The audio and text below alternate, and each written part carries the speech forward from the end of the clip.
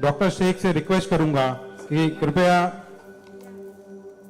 हमें अपने बारे में थोड़ा बताएं और अपने विचार रखें।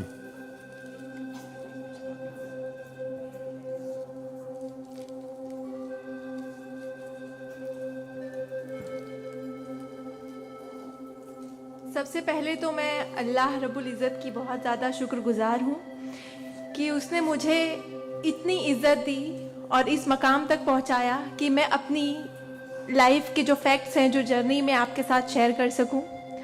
मैं बहुत ज़्यादा शुक्रगुजार हूँ भारत विकास परिषद की प्रेसिडेंट सुनील शाह की, और उससे ज़्यादा शुक्रगुजार हूँ यहाँ पे हमारे प्यारे डॉक्टर अनिल मुरारका सर की, जिनके सपोर्ट की वजह से हम बहुत सारी जगह पे जाते हैं और लोगों को मोटिवेट करते हैं। और जितना डॉक्टर अनिल मुरारका सर एक डिसेबिलिटी को लेकर जितना कंसर्न्ड है, उतना मैंने किसी को नहीं देखा। तो I really thankful for him for that. 2008 मैंने अपना 10th क्लियर किया था। मैंने टॉप किया था पूरे जोगेश्वरी में विथ 92.15% लेकर, और मेरा ख्वाब था कि मैं डॉक्टर बनूं और लोगों को सर्व करूं। मैं मिडिल क्लास से ताल्लुक़ रखती हूँ। मेरे जो अब्बू हैं वो वेजिटेबल वेंडर हैं, तो हमारे घर पे बहुत फाइनेंशियली प्रॉब्लम थी। तो मेरा बस एक ख्वाब था कि मैं डॉक्टर बनूं, लोगों की हेल्प करूं, और उसके लिए मैंने साइंस में एडमिशन लिया। देन 11 साइंस जब मैंने एडमिशन लिया, मेरा कॉलेज बांद्रा में था और मेरा घर जोगेश्वरी में। मैं रोज़ लोकल ट्रेन से ट्रैवल करती थी Jogeshwari to Bandra. 7 October 2008 that was the day जब मैं कॉलेज से घर वापस आ रही थी। मेरे सेमेस्टर चल रहे थे उस वक्त, और सुबह 10 बजे का वक्त था। 10 बजे, आप सब लोग मुंबई से बिलोंग करते हैं, सबको पता है लोकल ट्रेन में बहुत रश आर होता है। वो ट्रेन जब अंधेरी से निकली, मैं अपनी सीट से उठी और मुझे नेक्स्ट स्टेशन मेरा जोगेश्वरी था, मुझे वहाँ उतरना था। लेकिन मेरे सीट से उठने और स्टेशन के आने तक के बीच में वो एक लम्हा था जिसमें मेरी पूरी ज़िंदगी बदल गई। मैं जब सीट से उठी, उसके नेक्स्ट मोमेंट मैंने अपने आप को ट्रेन की पटरियों के नीचे पाया, और जब मेरी आंखें खुली तो वही ट्रेन जिसमें मैं ट्रैवल कर रही थी वो मेरी आंखों के ऊपर से बहुत तेजी से गुजर रही थी। एक लम्हे को लगा कि मैं कोई ख्वाब देख रही हूँ, लेकिन जब ट्रेन पूरी तरह से मेरे पैरों से गुजर गई, मैं वहाँ हेल्पलेस थी। और जब बहुत दूर जाके किसी ने चेन रोकी, वो ट्रेन रुकी, और उस ट्रेन को रुकता हुआ देखकर मुझे एहसास हुआ कि मैं कोई ख्वाब नहीं देख रही हूँ, मैं सच में ट्रेन से गिर चुकी हूँ, और मैंने अपनी दोनों टांगे उस ट्रेन के पहियों के नीचे आ गई है जिसमें मैं ट्रैवल कर रही हूँ। वो पूरी 12 डब्बे की ट्रेन मेरे पहियों से गुजर गई, किसी ने चेन रोकने की हिम्मत नहीं की। और मैं जब वहाँ गिरी तो लोगों ने मुझे देखा, और 10-15 मिनट बाद काफ़ी लोग आए, मेरे आसपास खड़े हो गए। मेरे पास सेल फोन नहीं था। मैंने अपनी बैग से उस वक्त डायरी निकाली, मैंने लोगों को फरियाद की, बहुत रिक्वेस्ट की, बहुत रोया वहाँ पर कि मेरे घर पे एक फ़ोन कॉल करके बता दो कि मैं यहाँ पे हेल्पलेस पड़ी हूँ विथ हैवी ब्लीडिंग, मेरे बचने की कोई चांस नहीं है। एटलीस्ट मेरे घर वालों को पता होना चाहिए कि मैं यहाँ पे इस हालत में हूँ, मुझे लावारिस लाश बन के नहीं मरना है। बट उस वक्त मैं यही कहूँगी कि अल्लाह ताला की मसलहत थी। अल्लाह ताला उस वक्त जो मेरी तकदीर में था, किसी ने मेरी हेल्प नहीं की, और मैं वहाँ पे 30 मिनट ऑलमोस्ट मैं ट्रैक पर विथ हैवी ब्लीड, मेरे दोनों पैर ट्रेन के पहियों के नीचे आ गए थे। मैं उसी हालत में पड़ी रही और मैं कॉन्शियस थी। मैं बस लोगों के सामने रो रही थी कि मुझे कोई पानी पिला दो, कोई घर वालों को कॉल कर दो, लेकिन किसी ने हेल्प नहीं की। And after 30 minute I got railway help. Then मुझे गवर्नमेंट हॉस्पिटल लेकर जाते हैं, वहाँ पर भी कुछ ओटी स्ट्राइक होता है, मुझे फौरी ट्रीटमेंट नहीं मिलता है। एंड देन मेरा एक्सीडेंट सुबह 11 बजे होता है और मुझे 6 बजे जब मेरी फैमिली प्राइवेट हॉस्पिटल लेकर जाती है, then I got a treatment. And उसके बाद 16 साल की थी मैं जब मेरे साथ ये एक्सीडेंट हुआ। आप समझ सकते हैं 16 साल की उम्र में 1 मिनट में मेरे 2 पैर कट गए थे, मैं डिसेबल हो गई थी, मैं हेल्पलेस हो गई थी, मैं खुद से उठ नहीं पा रही थी, ना बैठ पा रही थी, ना एक तरफ से दूसरी जगह मूव हो पा रही थी।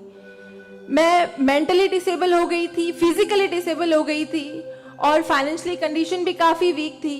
वो सारी चीज़ें मेरे दिमाग में चल रही थी और जब लोग मुझे देखने आते थे तो कुछ लोग हमदर्दी में नेगेटिव कमेंट्स भी करते थे कि 16 साल की बच्ची है, 2 पैर खो दिए हैं, सारी जिंदगी माँ बाप के ऊपर बोझ रहेगी, ये जिंदा क्यों है, इससे अच्छा ये मर जाती।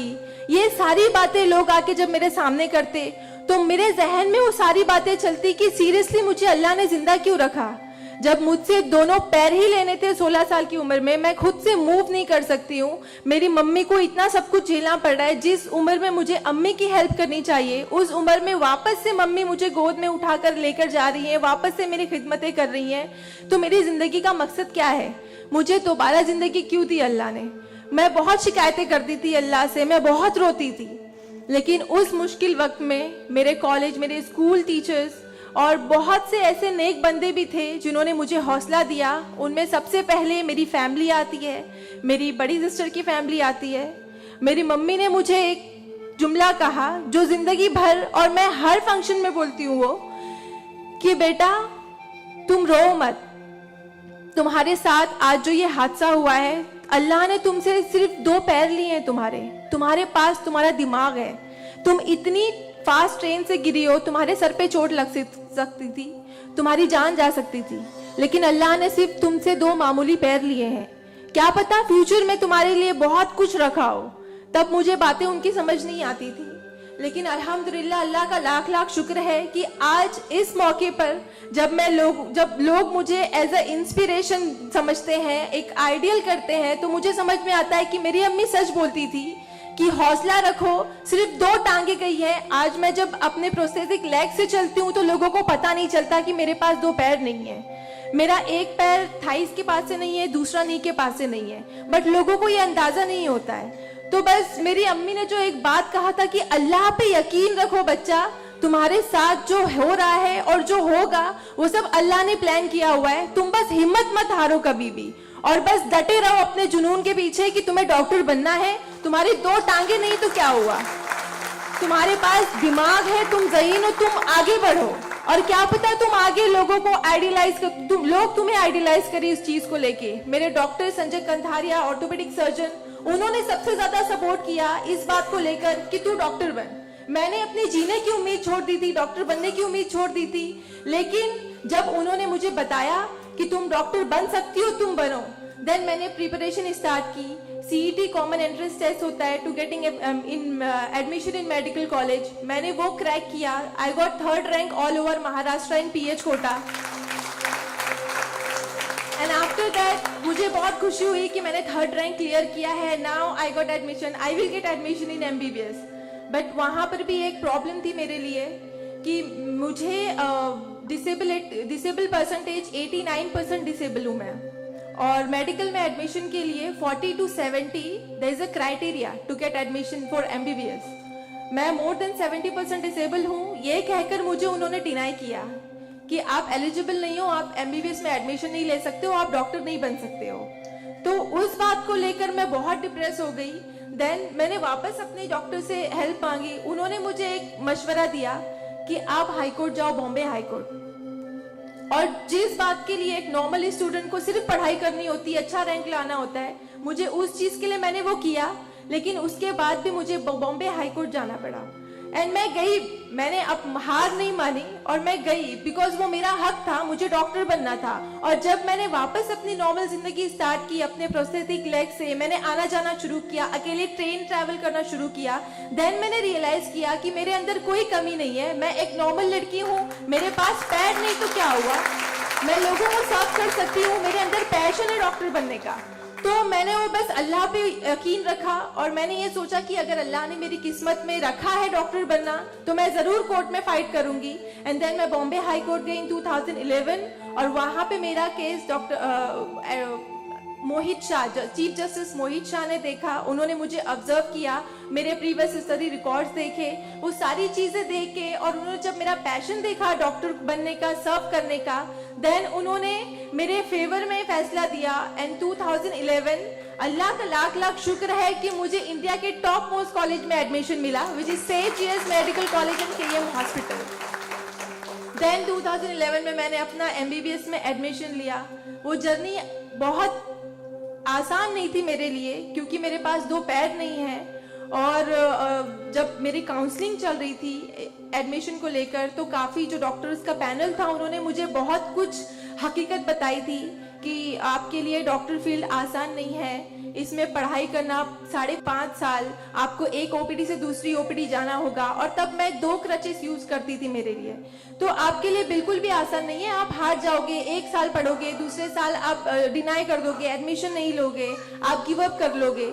लेकिन बस मैंने दिल में ठान लिया था कि मुझे इन्हें गलत साबित करना है, और मुझे लोगों को प्रूव करके दिखाना है कि एक लड़की जो 89% डिसेबल है, जिसे लोग ये कहकर सुनाते थे कि सारी जिंदगी माँ बाप के ऊपर बोझ पर बनी रहेगी, उन्हें प्रूव करना है कि मैं डॉक्टर बन के लोगों को सर्व कर सकती हूँ। और जो मेरे दूसरे डिसेबल भाई बहन हैं, उन्हें भी शो करना है कि after disability, after accident, post accident जो लाइफ होती है वो आप नॉर्मल गुजार सकते हो अपने हौसले की बनिस्बत।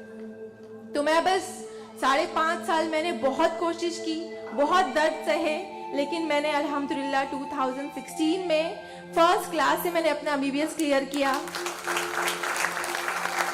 और इस बात को देखते हुए मुझे बहुत खुशी होती है, इस बात को बहुत प्राउड मोमेंट था मेरे लिए कि इन 2016 ऑन वुमेन्स डे 8 मार्च मुझे बॉम्बे हाई कोर्ट में फेलिसिटेट किया गया, जो एक हिस्टोरिक मोमेंट था वहां पर कि आउटसाइड से किसी को उन्होंने फेलिसिटेट किया।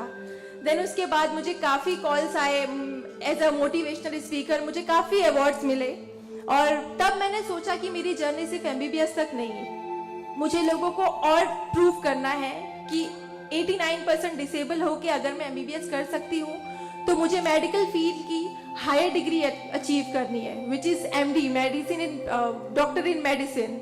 देन मैंने उसके लिए भी कॉमन एंट्रेंस टेस्ट दिया, and again I got third rank in all over Maharashtra. और यहाँ पर भी देन अगेन उन्होंने प्रॉब्लम क्रिएट की मेरे लिए। After completing my MBBS with flying colours, उन्होंने वापस मेरा मेडिकल एडमिशन डिनाई किया कि आप नहीं कर सकते हो because you are 89% disable. Then मुझे एक बहुत हम्बल इंसान मिले, member of parliament Kirit Somaiya sir, उन्होंने फौरन से मेरी एप्लीकेशन सेंट्रल हेल्थ मिनिस्टर के पास लेकर गए, और वहां से विद इन 2 डेज ये जो क्राइटेरिया है 40 to 70% डिसेबिलिटी का मेडिकल में एडमिशन के लिए, this is a 20 years old clause, और विद इन 2 डेज ये क्लॉज चेंज करवाया उन्होंने बिकॉज ऑफ माई एप्लीकेशन। वो क्लॉज चेंज होके बस ये है कि मिनिमम 40% क्राइटेरिया है, और मोर देन 70% जो भी डिसेबल हैगा they will get admission in medical field.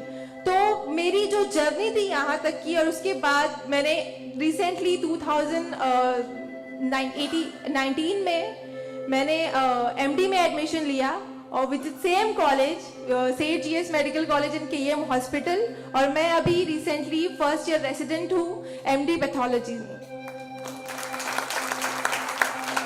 मेरी जो यहाँ तक की जर्नी है, मैंने बहुत अच्छे से तो नहीं बताया आपको, लेकिन बहुत सारी बातें मिस है इसमें बिकॉज मेरे पास टाइम नहीं है, आप लोगों को भी लेट हो रहा है। लेकिन ये सारी जो मेरी जर्नी है, ये सब बताने का मकसद यही है आप लोगों को कि जिंदगी में देखो चाहे कुछ भी प्रॉब्लम आए, बिकॉज मेरी लाइफ में मुझे लगता है कि सारी प्रॉब्लम्स थी, फाइनेंशियल प्रॉब्लम्स थी, फिजिकल प्रॉब्लम थी, मेंटल प्रॉब्लम थी, सारे ऑड्स थे मेरी लाइफ में, लेकिन मैंने बस 2 चीजें ध्यान में रखी। एक तो मेरी अम्मी की बात कि अल्लाह पर यकीन रखो, अल्लाह अपने बंदों से 70 माओं से ज्यादा प्यार करता है। एक माँ हमारी छोटे से दर्द को बर्दाश्त नहीं कर सकती, वो तो 70 माओं से ज्यादा प्यार करता है, तो हमें दर्द में कैसे रख सकता है वो? तो उसने जरूर कुछ अच्छा रखा है हमारे लिए। अगर छोटी सी प्रॉब्लम आई जिंदगी में तो उससे हार नहीं मानो, उससे लड़ना सीखो, हमेशा अपना हौसला जिंदा रखो, बिकॉज आपके पास अगर हौसला है तो आपकी लिए जिंदगी जीने की उमंग रहेगी, बिकॉज बगैर हौसले के कोई जिंदगी नहीं जी सकता। तो आप लोग प्लीज, अगर छोटी से छोटी प्रॉब्लम भी आए, कोई भी परेशानी आए, आप लोग लड़ना सीखिए और जिंदगी जीना सीखिए। बिकॉज मेरे एक्सीडेंट के बाद मुझे लगा मैं इतनी सारी कोशिशें नहीं करती तो मैं आज यहाँ पर खड़ी होके एज अ डॉक्टर आप लोगों से इंटरेक्ट नहीं हो रही होती। तो बस कभी भी हार मत मानिए। और ये एक शेर है आप सबके लिए, हौसले की तुर्कश में कोशिश का वो तीर जिंदा रख। तरकश मतलब जिसमें तीर रखते हैं। हौसले की तरकश में कोशिश का वो तीर जिंदा रख। हार चाहे जिंदगी में सब कुछ, हार जा चाहे जिंदगी में सब कुछ, मगर फिर भी जीतने की उम्मीद जिंदा रख। Thank you so much, thank you all of you मुझे इतने अच्छे से सुनने के लिए। और मैं बहुत ज़्यादा थैंकफुल हूँ डॉक्टर अनिल सर की और भारत विकास परिषद की कि उन्होंने मुझे इतना सुनहरा मौका दिया आप लोगों से इंटरैक्ट का। Thank you. धन्यवाद।